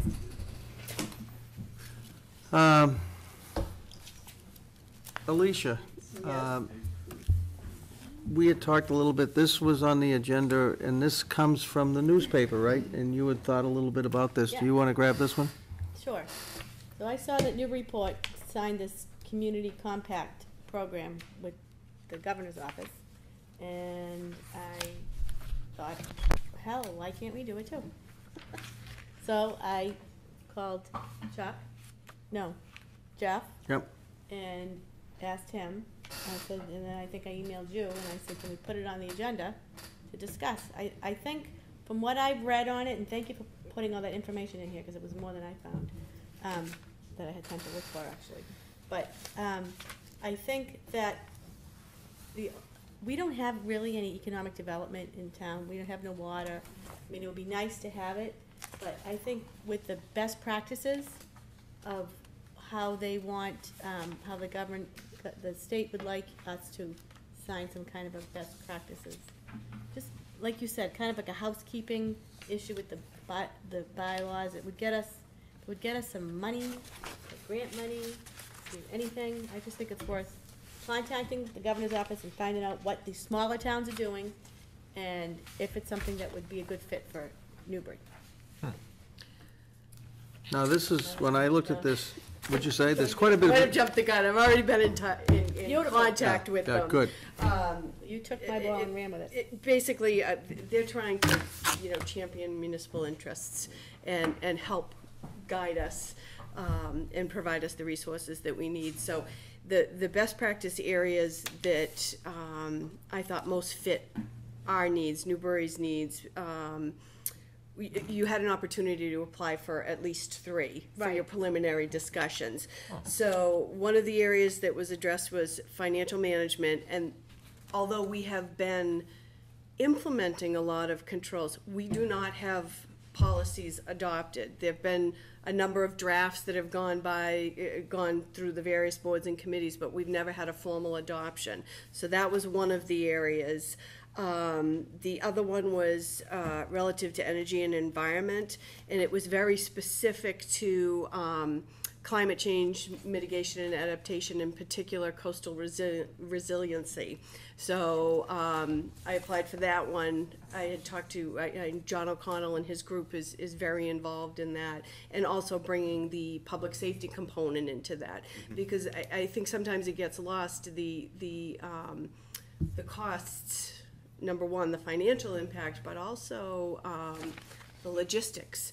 The last time that we had the issue with some of the properties falling into the ocean, we had to activate relatively quickly, and we had limited staffing, obviously, so we had to get in touch with state police. We had, I'm not sure how many different agencies we had working out there together. So if we can somehow consolidate that into a single management practice, best management practices, and that they would be able to help us with funding. I know Martha and I have been talking about the emergency egress from the island should there be a breach in the center.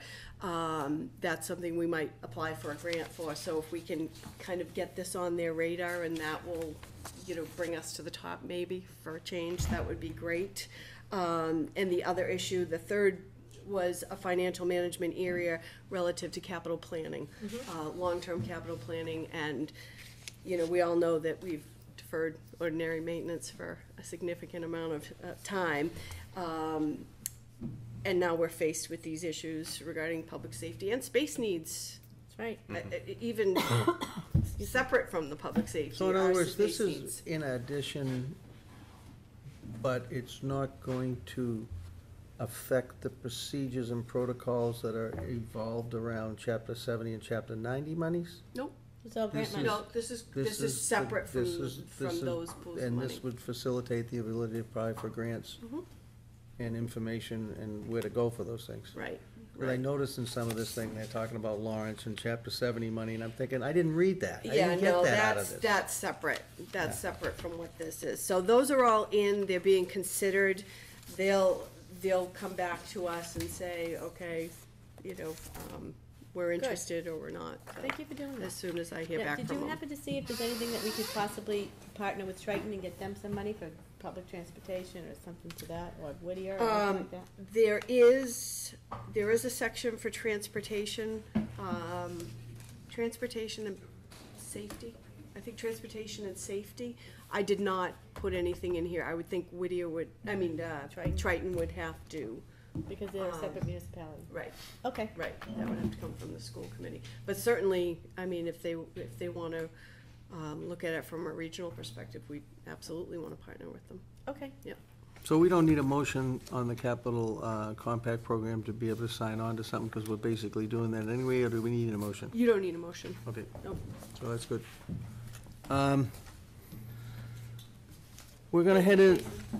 Thanks, Tracy. Thank you, Alicia. We're gonna head into old business, and I'm thinking, why would you be sitting here? But you must be Joanna, right? I'm sorry if I thought I could have probably kind of brought that along a little. So I will read old business. Discussion with Joanna True, Newbury School Committee representative for the Whittier Regional Technical High School, and it's going to be in relationship to a subcommittee that was formed by the Board of Selectmen from Merrimack, Groveland, and West Newbury regarding policies at Whittier's mission, school choice, and busing. Do you want to get up and kind of fill us in as to what this is all about and what's going on? Thank you, by the way. I have minimal information for Okay, you, but that's at least good. I have some. We did receive the same letter that you received, saying that there was a meeting in May.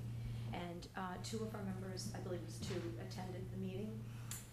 In June, we had our school committee meeting, and they reported to us, and one member felt that it was not something that seemed very valid, and for reasons that he felt that many of the members, there weren't many people there, but there were some, and he felt that they had misconceptions about our admissions policy, and so then we had some people come and speak from that subcommittee.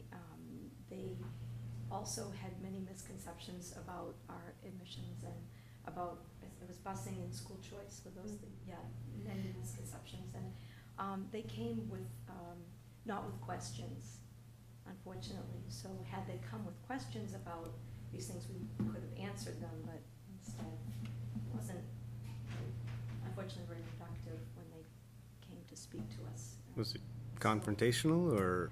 Yes, a bit, yeah, and I would like to recommend that you don't appoint anyone to this subcommittee. I don't know if it's necessary.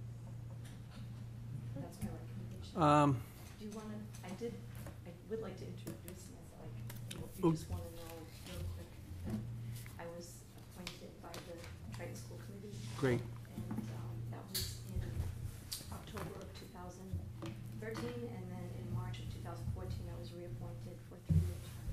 So I was filling in for someone who there had been a vacancy. Someone had to leave during the 3-year term. And I came. I have 2 sons there. They're going to be juniors. And I also have 2 daughters that graduated from Triton as well. So I have a long history with the Triton School as a substitute teacher and a volunteer and things like that, and PTA member. Somebody dragged me into. Well, so that's that's my background. Sure. If you wanted to know anything about the school committee, I didn't know how much you want to really know, or. well, I mean, I think the question's gonna be, and Joanna, thank you very much. And I did realize, but maybe stay kind of close, because the questions, at least for me right now, Whittier seems to be running very well. It seems to be pretty exemplary with the quality of, yeah. So, without heading into dark waters, what were some of the concerns that was voiced by the people that wanted to have this? They appear to be personal, and maybe had to do with one woman spoke about her daughter who was not accepted again after she had withdrawn her student and homeschooled her student, and the daughter wasn't accepted within the same school year when she decided that she wanted the daughter to return to school. She had missed a number of months, and they felt that it wasn't in the girl's best interest, the administration at Whittier.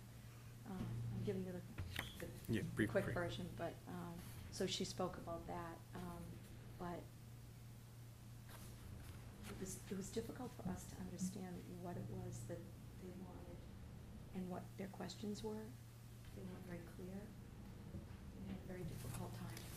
All right, well, I mean, certainly It's Whittier. unfortunate. Whittier has become, you know, the process for getting into Whittier is certainly different than what it was years and years and years ago.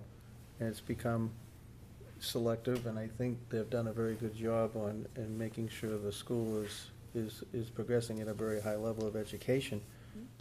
So, Joanna has come as, you know, our Newbury School Committee representative to give us some information. Now, that information being given to us, do I have any questions for Joanna from the rest of our board? So I want to just make sure I understand this correctly. So because the issue was from somebody here from the town of Merrimack, right? Who was? I think it originated from West Newbury. West Newbury, Pentucket, right? Pentucket had an issue with the admissions policy. Yes, now they have the highest acceptance rate, I believe, or just under the highest for our 11 towns and communities we serve. Their acceptance rate was 85%, it's higher than Troy. So right now, are you accepting out-of-district placements at Whittier? No, we actually, this year would be the first year that we did not accept any school choice students. Our kids were out of district. We serve 11 districts, and we took all of our freshmen coming in this September will all be from in-district, which is really great, because I think that people in the communities are beginning to see the value of Whittier. And we have a saying, it's not your father's Whittier, because it's very different. And the admission policy helps, that process helps us to make sure that kids can finish in half the time that it takes, because these kids have to go for a week of shop and then a week of academics, and they've got to finish their education in almost half the time that it takes a normal high school student. They also have placement, and where they do internships in their senior year, and 73, not sure, 70-something%, I think it's 70% of our students went on to college. So we have. And you're getting a new superintendent soon, too, right? Yes, we are. I put that on the sheet that. Yeah, I gave Maureen you, Lynch. that Maureen Lynch will be our new superintendent in August, and she'd like to come here at some point. Great. She'd like to be invited to one of the meetings, so Great. that she can introduce herself. Go ahead, Chuck. Well, I just, do you want me to go to the microphone? No, go ahead, Jen. I just wanna follow up, because I've been covering this story, and when I talked to the state, what the state said was that Whittier was not following the right admissions policy for school choice. They were actually, what they were doing was actually illegal according to the state. And then I talked to the superintendent, the former superintendent, and he said he was not going to take what they said unless he saw it in writing. And I don't know what has happened after that. But that was what what drove West Newbury to call for the meeting, was that the state was saying Whittier was doing something illegal in its school choice. Then, no surprise, Whittier decided not to take school choice students this year. But last year was when this whole issue started coming up. And West Newbury was not getting 75% or 80% of its students accepted last year. Last year, it was 30%. So I don't know where you're getting your information. I know this year is new, but last year that was not the case. So I just want to make sure that is clear to selectmen. That was the origin of this subcommittee developed by West Newbury, Groveland, and Merrimack. I have the Thank you, statistics John. prepared by Whittier administration, and it did indicate that it was 85%. This year, Yeah. it's coming, right? In October of 2014. Is that what you mean? No, I'm saying. Oh, when okay, he- I have it. When the former superintendent became before the West Newbury Selectmen, he was boasting about a 70% acceptance, I'm sorry. Yeah. Yeah, so 30%, and I got that wrong before, I'm sorry, 30% of West Newbury students were not being accepted, and that was not Excuse me, acceptable. West Newbury or Pentucket? West Newbury. Oh, I'm sorry, I meant You Pentucket. took the whole thing. I did, yeah, because they're district, they're in the Right. district, so It was West I didn't- Newbury, because each of the towns Okay. signs on separately. But how many students actually applied? I don't know. Yeah, I have But that, but I have think- that data. I think It's the not point- many. I think the It's not point many, it's is, like 10. but it's, but Just West saying. Newbury is still paying its share. Right? I don't wanna go back and forth Okay, with you, okay. I'm just Anyway. trying to let the selectmen know that it's a little bit more complicated than maybe, was indicated. So, right, I wasn't at the May meeting, so I can't speak, I can only speak for what I saw, which was at the school committee meeting. We had 2 members come in and speak, then we had our members speak very briefly about the meeting they attended. That's all the information I have, so that's why I said I don't have a lot of information for you. And unfortunately, no one from Newbury was at that meeting either. Hmm. So, okay, so. I'm just making a recommendation. It's up to you whether you wanna send someone to be on that subcommittee. But what's the point of the subcommittee? I still don't understand that. They want, do you want to ask me? Go ahead, Jen. You know? Yes, well, yeah, they want to, they're interested, the agreement that brought the district together is like 50 years old or something like that. They want to relook at that, and they need to sit down with members they're trying to get as many members as possible, and they got a lot of people, there's 11 towns, and I think there was something like 7 of the 11 towns showed up and are interested in being on the subcommittee. They want to revisit the issue with school choice to make sure it's clear to Whittier that the way that they were doing it was illegal, and that now they're saying they're not taking school choice, but in the future, a different school committee could vote differently.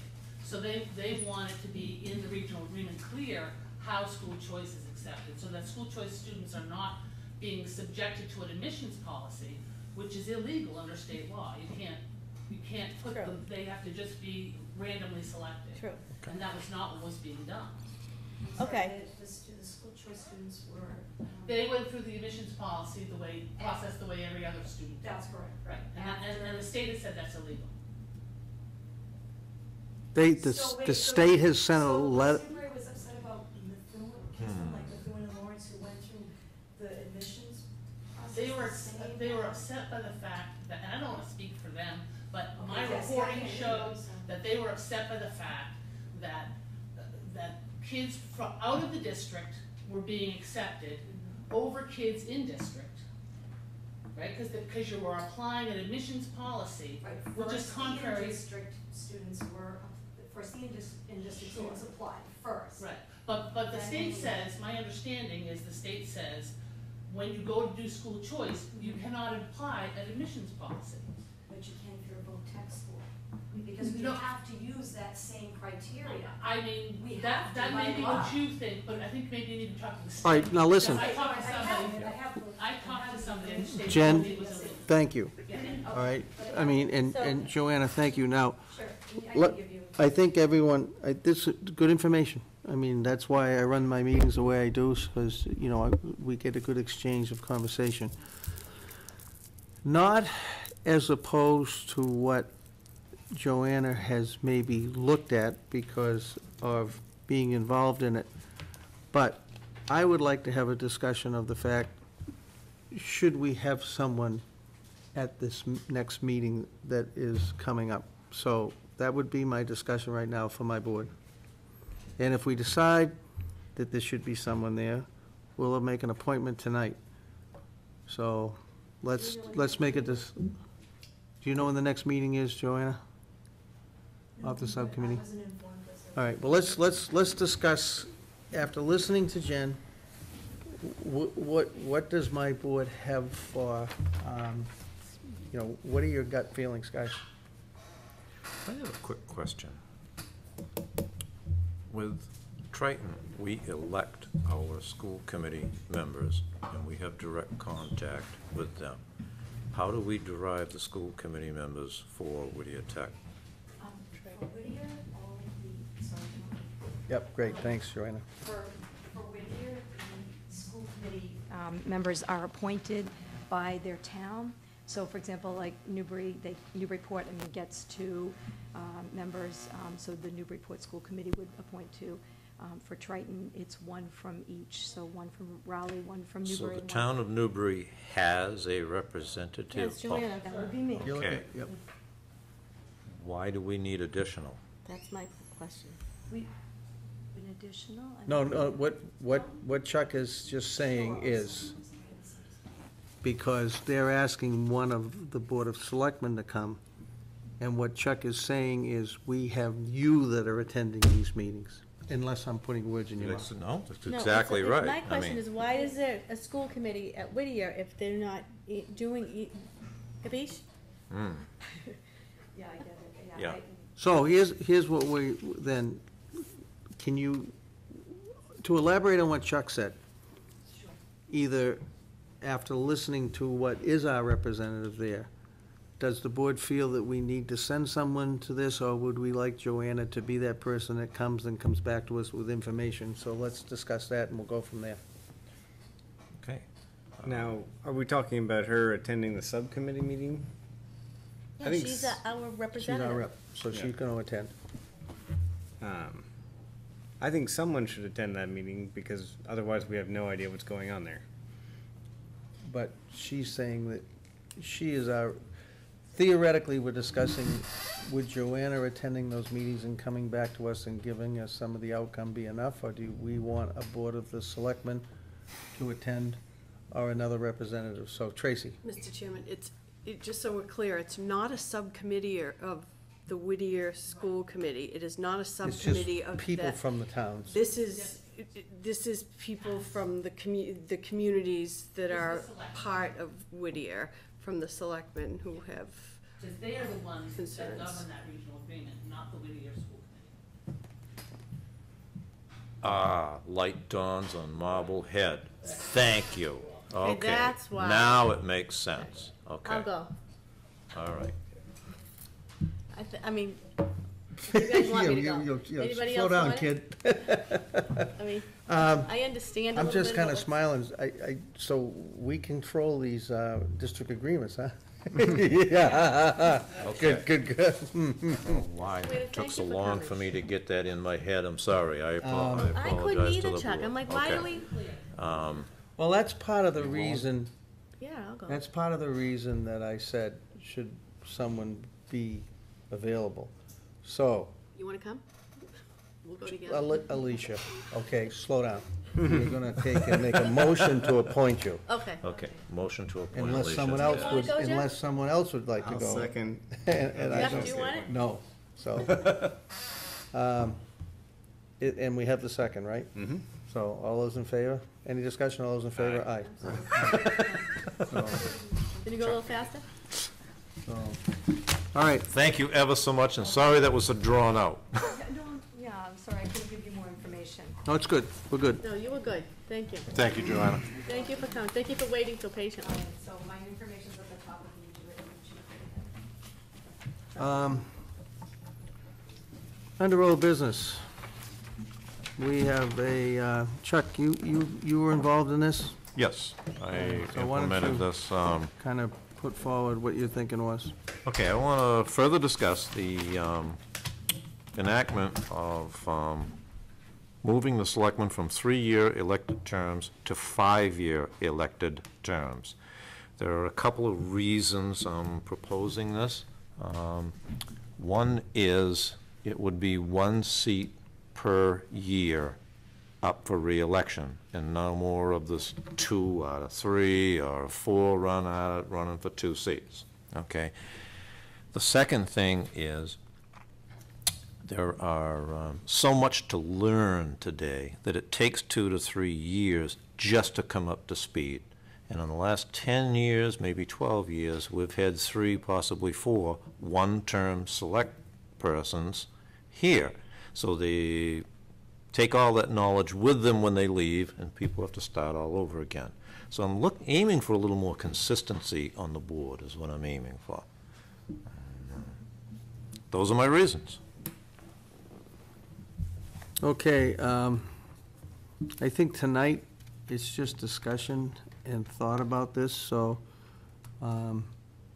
does anyone else have anything to add? And then maybe we can, think about this and put it back as old business if it's something we think we really want to do. Anyone else have any ideas? Well, Chuck and I have discussed this before, and I think it's a great idea. The only concern or question I have is about how we move from our current terms into the 5-year terms so that they get spread out properly as one per year, because I would not want... Transition, yes. I believe we've discussed this, the 3-year to 5-year term. I forwarded your request on to town council, and I believe you should have information in your packet that shows the language that you would need to have adopted at town meeting if you wanted to move forward with that charter change. Yeah, it shows the language, but doesn't show what we do in the interim. So let's say we do this coming year before the next election. Damn. We would have to have some terms go to 3 years, some terms go to 4 year to equal out. To space it all And we've properly. kicked around 2 or 3 different ways to do it. Okay. But, I just yeah, had it looked can- at that. Right. My next question is gonna be, if we put this off until the next selectmen's meeting, will there still be time to put it on the fall town meeting? The next selectmen's meeting is in August, so yes. Okay, Yeah. all right. So why don't we all kick this around and see what there is for ideas and bring it up at the next selectmen's meeting? We'll put this, if we can, I'll put this on old business again for next meeting. Okay. All right, thank you all, and look forward to your thoughts. And we also had the tree warden as part of this. And I wasn't quite so convinced that shifting that away to the DPW makes a ton of sense, because I work in the tree industry, and there's a lot of stuff that having an expert in trees as the tree warden would give us. You know, I was actually really surprised that our tree warden didn't show up to help us when we're... That's on the next page. Section 4, tree warden, we're just going to remove the position. So I'm not convinced that that's something we necessarily want to do, because I know that there's someone who's interested in the tree warden position in town, and has a lot of ideas and would like to do more work with the town on that. So I can see that other towns have done it, and it doesn't do any harm, but I think there's some validity to having someone who's actively engaged, whereas I think Peter Hollis has been having a little less activity recently. So, so I'm not sure. It's the last page of our packet, section 4. Yeah. The last page? Yeah, so, you know, I did the same thing. I read section 3, it's in section 4 on the second page of it, which is basically gonna make that an appointed position, right? So, Oh, so it's just, I thought it was to remove it and make it part of DPW's. I'm not, No, to make it, it's to make it Just to make it appointed appointed. instead of I'm elected. making it appointed, Okay, I don't oppose making it appointed. yeah. We discussed earlier it being subsumed into the DPW, Yeah, and that well- I'm not sure makes Well- sense. The last page of this. That's okay. No, no, the So last. that was all I wanted to discuss, I'm looking at the last. and I think I've done that. Let's move on, because my motorcycle might be filling up with water. Is it raining? CAC. No, CAC. glad I- Oh, thank God. I'm glad I didn't drive mine. Correspondence. So these are all, these different sections are proposed charter changes that would be coming maybe up for, The things that you've discussed in the past. Right. Before And we they're- go to town meeting. and you'd have before we go to vote. town meeting, and if they did go to town meeting, we'd probably handle them separately, However you want to handle it. you know, instead of probably trying to lump them into one. That's correct, the best. Yeah. We Because seem to I get think- into trouble and trip over Yeah, each other when yeah, we do yeah, that. I think you'd be pushing their luck. So, anyway, all right, that being said, good. We, getting late. Damon thinks his bike's getting wet. Well, I'm wrong. I just left the hatch open. We have correspondence, we have a lot of it. I'm going to look at it and kind of try to highlight some of it, and we're going to move forward to our minutes. Some of the correspondence that we have in front of us, the first part of our agenda is a letter of petition to the Selectmen from Rosemary Lovejoy in her home on 31st Street, at 331st Street. So, I think everyone here has probably read this packet that she kind of passed on to us. And if you did read it, I would probably kind of push you a little bit to the part that comes from Department of Environmental Protection. And you have some documents in an exhibition that she did a nice job, and, you know, this isn't a concern that's brand new. This is a concern that has much history. And I think part of what makes it hard is maybe the last paragraph on the first page of the response from DEP. You have filed an appeal with the Mass DEP in response to an order of conditions issued by the Newbury Conservation Commission. So first of all, if we have questions, we should probably really ask Doug some things too. Which approved this project. Mass DEP also filed an appeal on its behalf, so DEP filed an appeal. Both appeals cited concerns over the project did not meet the performance standards for work on a coastal dune buried beach, particularly because the project is located on a primary frontal dune within the velocity zone. So this is something that probably we should really look at. If one of my board, you know, we'll have some discussion now, it's just correspondence, but if any of my board members really want to know some more, they probably got to go, I believe, probably to Conservation Commission. Yes? I had forwarded this correspondence on to town council, and I received a response from her. Today was her day to visit. I forwarded it all, her opinion. Ginny? Yes, Yep. to you for your. Oh, so we're going to have more information, so that's great. So why don't we look at that new information, and then we'll have a more broader approach. Any other discussion from the board? Well, with more information would be good, because I went down to take a look, and it isn't exactly completely self-explanatory. So a little background would be Well, good. so if this has gone along for quite a while. Yes, it has. Yep. Right, I've been So down my there concern is myself. that we don't have all the information here. I don't think this is page, I think this is only page one. Right. And same thing with the other one. It's only page one. There's no signature. I mean, I think we need all of it. The additional information will be helpful. Good. So that's great. Lost my pen. Second, This is serious. second, what, you all set? Nope.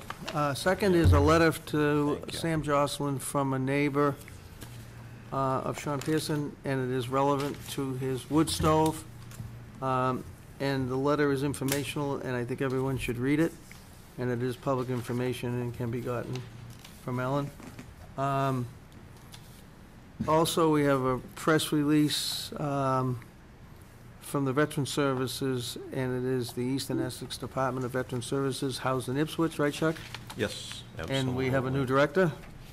Yes, we have a And- new director. And it is Karen Tyler, I guess, as I understand that. Is There is she, a letter right here. Yep. Further down, it is, has hired Karen Tyler as Veteran Service Director beginning, Yep. so. here we go. So we're in line. We lost Terry.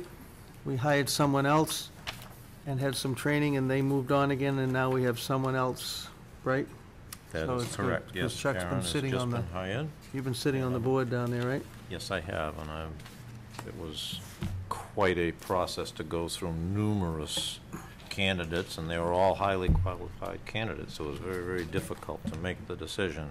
But she, in my mind, was head and shoulders above everybody else, and she's actually taken a cut in pay to come to work for us, because one, she feels very, very strongly about it, and two, she can go home after 8 hours, whereas the job she had was kind of a call 24/7 deal. And it works out good for all of us. So she's more than qualified for the job.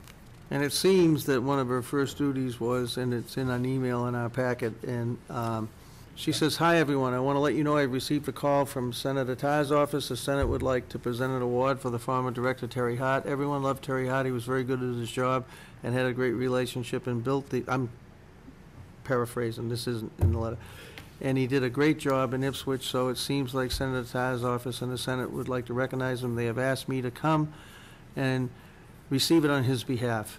He must have been a great man to leave such an impression. It looks like I have big shoes to fill." So that's really nice of the legislation. The second is, and this letter is from Donnie Jarvis, and Donnie has been hard at work at the cemetery, First Parish up the hill, and it's a letter to us, and he's kind of letting us know what he's been up against. And it is, you know, I believe there's not funds for maintenance, and he's taken a lot of it on. And Martha, did he come to you at all to see if there's any assistance? Did I recollect that? Because I was gonna,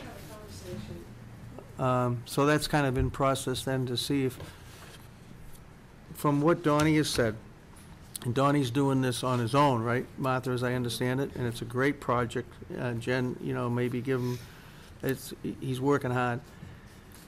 It seems like it might be bigger and harder than just one person can do.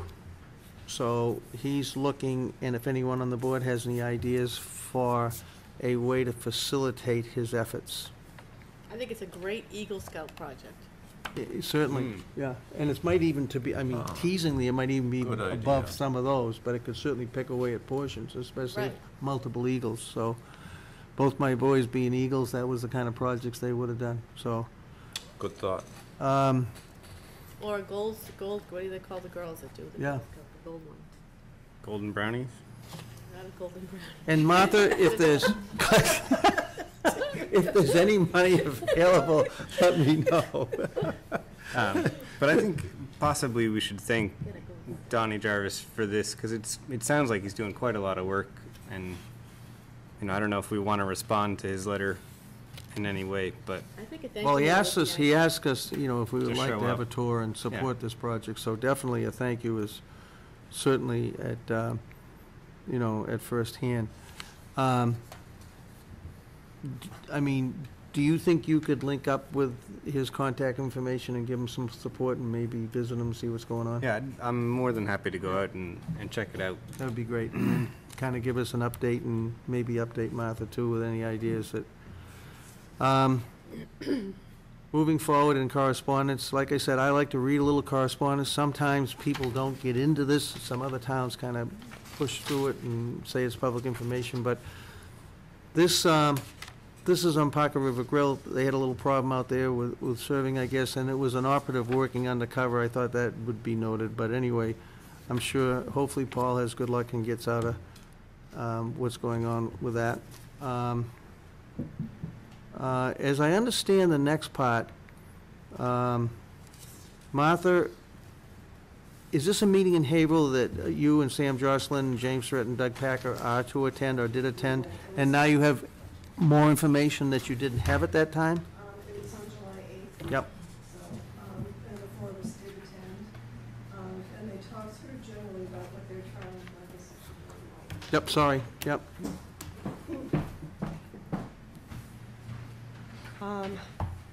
It was led by a consultant for FEMA, and they're in the process of updating. Mr. Olson? Yes. Yep. Yep.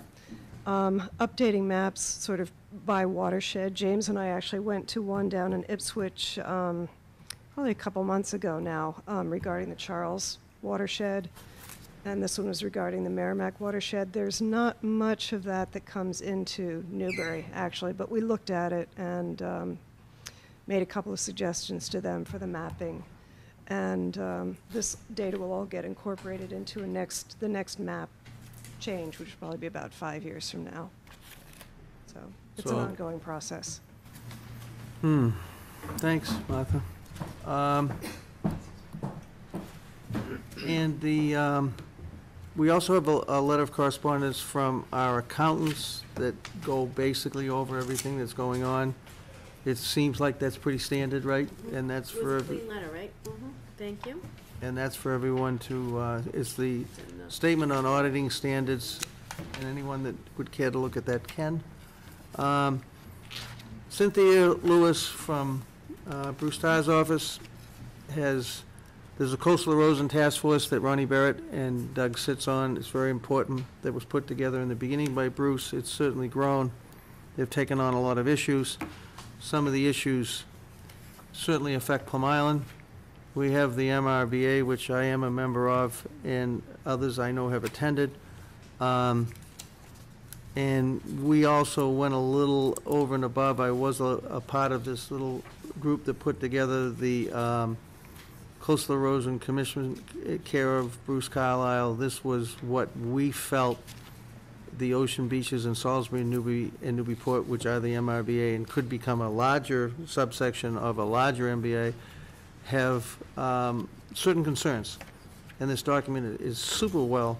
Tom Hughes really put together a tremendous document. A lot of people sat on this from Concom, from Doug and Newburyport, and also Salisbury.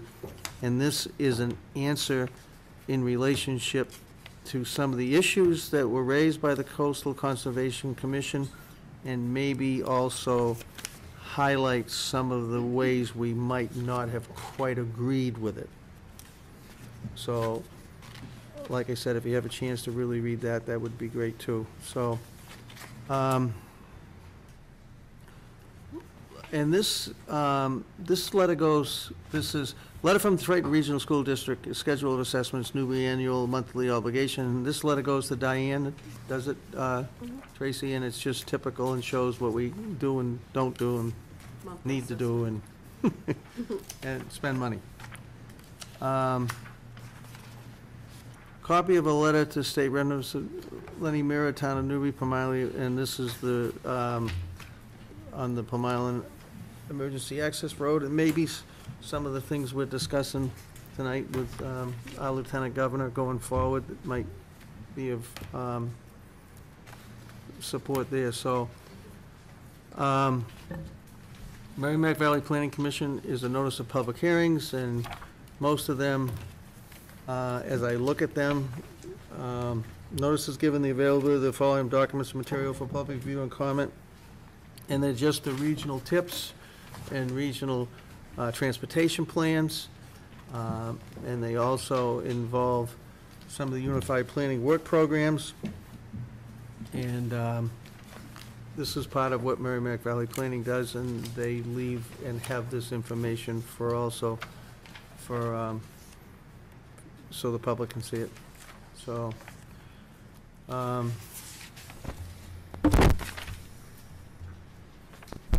Training session. notice of a training session presented by the Massachusetts Office of Disability, make your community more accessible. And that is August 18th and 19th of 2000, what? Oh, did that wrong. No, that's okay. I'm thinking, wow. It's the Salem State in 2015. So, anyone that would like to attend that, you know, certainly we have our issues in town. So, that would be something, if someone would like to go, it would certainly be great if they did. I guess Essex Heritage on moving the lighthouse at Baker's Island Lighthouse, they received $36,437. I mean, that's a lot more than I think they expected, so I think that's great. Also, Friends of the Town Library newsletter. This is just looking ahead, and they see a bright future. They have, I guess did you read this, Damon? Did the, I know you're Director- kind of involved, the director left, and we have someone else? Is that? Yep. So, why don't you read that? It's right in front of you. First and foremost, I need to thank our outgoing president, Mafani Collins, for her hard work, dedication, and leadership over the last several years. She enthusiastically took on the role of president and created a board who've worked to revive and rejuvenate our organization.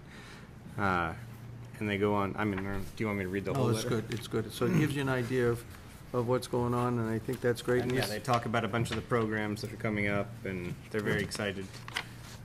about their summer work. And this is also available. Review of meeting minutes.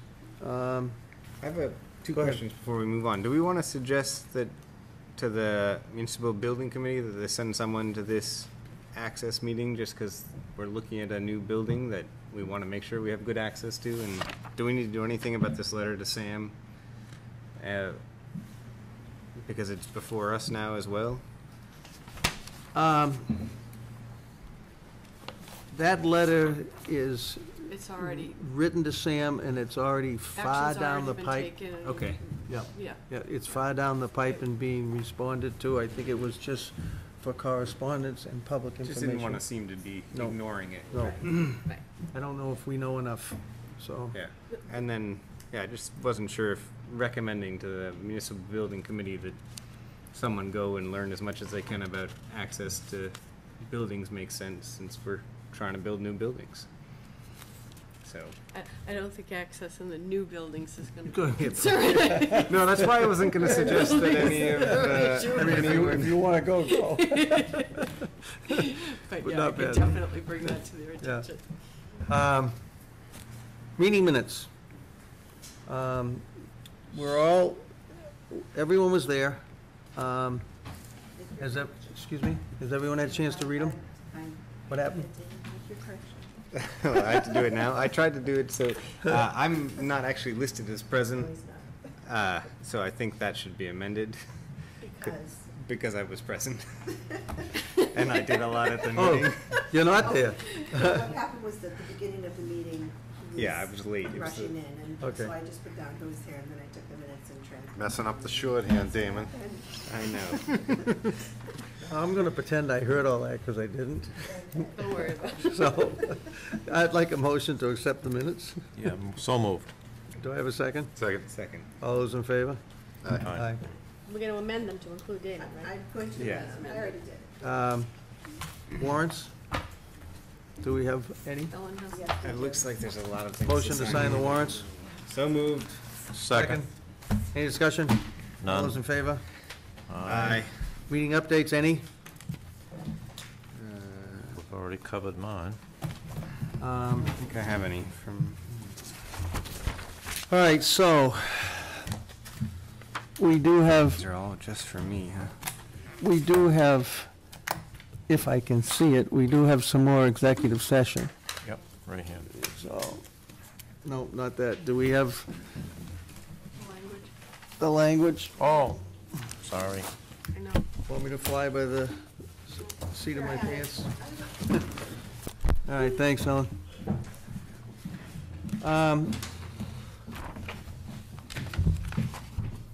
Ellen or Tracy, should we enter an executive session now and sign warrants later, or should we try to sign warrants and enter into executive session? How many warrants do we have? There's quite a few more. There's a lot to sign tonight. I would do executive session and then. All right, and then but let it be known, we have to return to this table to sign warrants. Oh, that's right. So maybe we should get it out of the way now. Sign anything else? Okay. Let's let it rip, and then I'll go into executive session.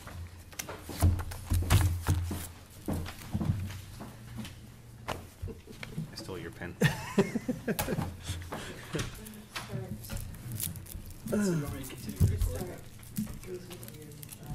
You run out of oxygen in there? I forgot he was in. Wow. Do you have an extra pen, Ellen? Yep.